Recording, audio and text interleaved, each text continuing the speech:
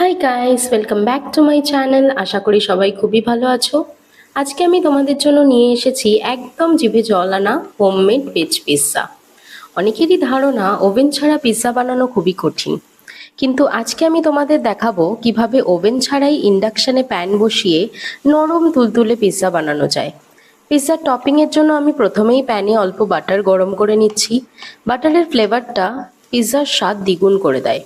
এবার তাতে দিয়ে দিচ্ছি আমার পছন্দের কিছু সবজি, ক্যাপসিকাম, পেঁয়াজ আর সুইট কর্ন।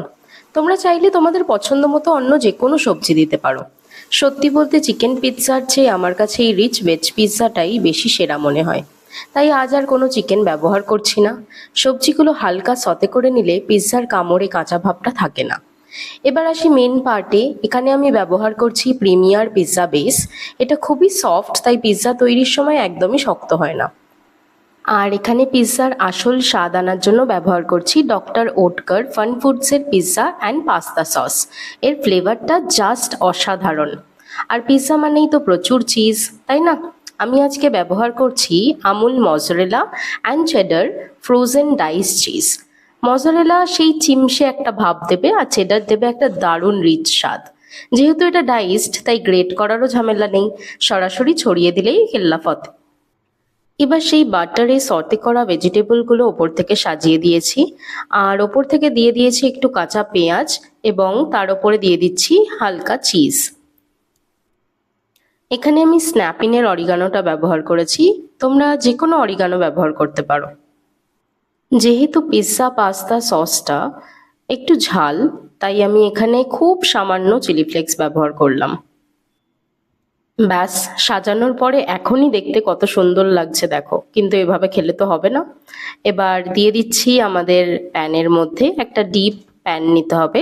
তার নিচে কিছু একটা স্ট্যান্ড বসিয়ে তার ওপর একটা প্লেটের ওপর পিৎজাটা বসিয়ে দেবে। দিয়ে এভাবে ঢাকা দিয়ে মিনিমাম 8 থেকে 10 মিনিট রেখে দেবে। তাহলেই আমাদের চিজটা খুব সুন্দর মেল্ট হয়ে যাবে, আর বানটাও আমাদের রেডি হয়ে যাবে।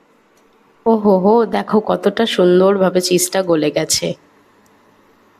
তো আমাদের পিৎজাটা পারফেক্টলি রেডি, কিন্তু আমার একটু ক্রাঞ্চি ভালো লাগে, তাই এটাকে আমরা ইন্ডাকশন থেকে নামিয়ে নেবো এবার।